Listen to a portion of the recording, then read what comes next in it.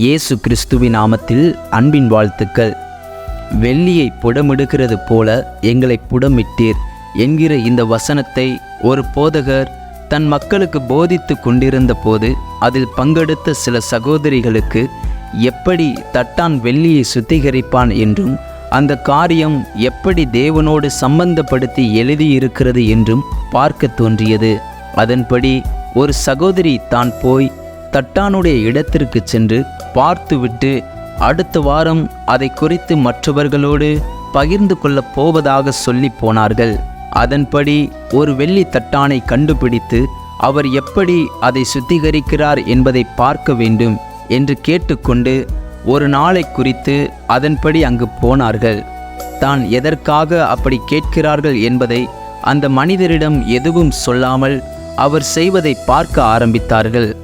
அவர்கள் பார்த்து கொண்டிருந்த போது அந்த தட்டான் தன் கையிலிருந்த வெள்ளியை எடுத்து நெருப்பில் காட்ட ஆரம்பித்தார்.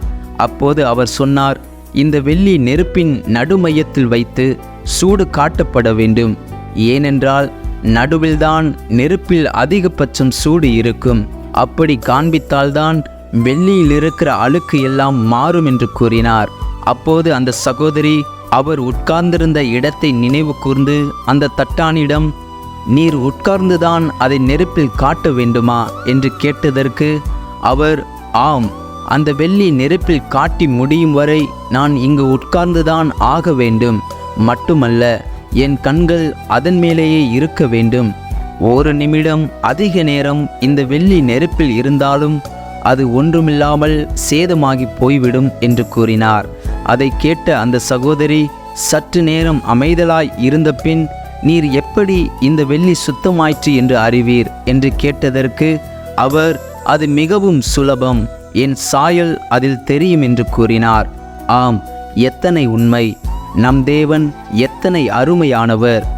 பரிசோதிக்கப்படாத எந்த ஒரு உற்பத்தியும் உணவுப் பொருட்களும் உபயோகத்திற்கு விட முடியாதிருக்கும் போது நாம் சோதிக்கப்படாத பட்சத்தில் நாம் மட்டும் எப்படி தேவனுக்கு சாட்சிகளாய் விளங்க முடியும்? பல வேளைகளில் கர்த்தர் நம்மை மறந்தாரோ என்று திகைக்கும் அளவுக்கு பல காரியங்கள் நிகழுவதுண்டு. ஆனால் அந்த சமயங்கள்தான் நமது வாழ்வில் மிக முக்கிய கட்டங்கள் என்பதை நாம் மறந்துவிடக்கூடாது. வெள்ளியை புடமிடுகிறது போல எங்களை புடமிட்டீர் என்று பாடும் அளவுக்கு சங்கீதக்காரர் பல பாடுகளுக்கு ஊடாக சென்றிருப்பது புரிகிறது. புடமிடுதல் என்பது அக்கினி அனுபவம், வேதனை தரும் அனுபவம். ஆனால் கர்த்தர் தமது மக்களை கைவிடவில்லை. தேவன் அவர்கள் அருகிலே இருந்தார். தமது பிள்ளைகளை அக்கினி அவித்து கருக்கி போடாதபடி தாமும் கூடவே இருந்தார்.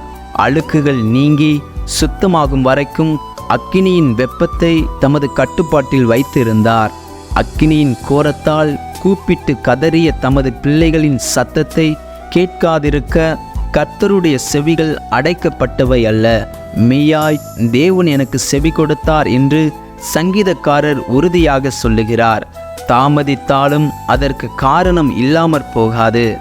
நீங்கள் ஒருவேளை நெருப்பின் நடுவில் போடப்பட்ட வெள்ளியைப் போல இருக்கிறேன் என்று நினைக்கிறீர்களா? என்னால் தாங்க முடியாத வேதனைகளும் சோதனைகளும் என்னை சூழ இருக்கிறது என்று துவண்டு போயிருக்கிறீர்களா? தேவன் உங்களை உட்கார்ந்து வெள்ளியை புடமிடுகிறது போல புடமிட்டு கொண்டிருக்கிறார். நீங்கள் தேவனுக்கு உகந்தவர்களாய் மாற வேண்டும் என்பதே அவரின் பிரதான நோக்கமாயிருக்கிறது. அவர் என்னை சோதித்த பின் பொன்னாக விளங்குவேன் என்று யோபு சொல்லுகிறது போல இதை பார்த்து கொண்டிருக்கிற நீங்களும் நிச்சயம் பொன்னாக விளங்குவீர்கள். தேவன் உங்கள் மூலம் அளவில்லாமல் மகிமைப்படுவாராக. ஆமேன்.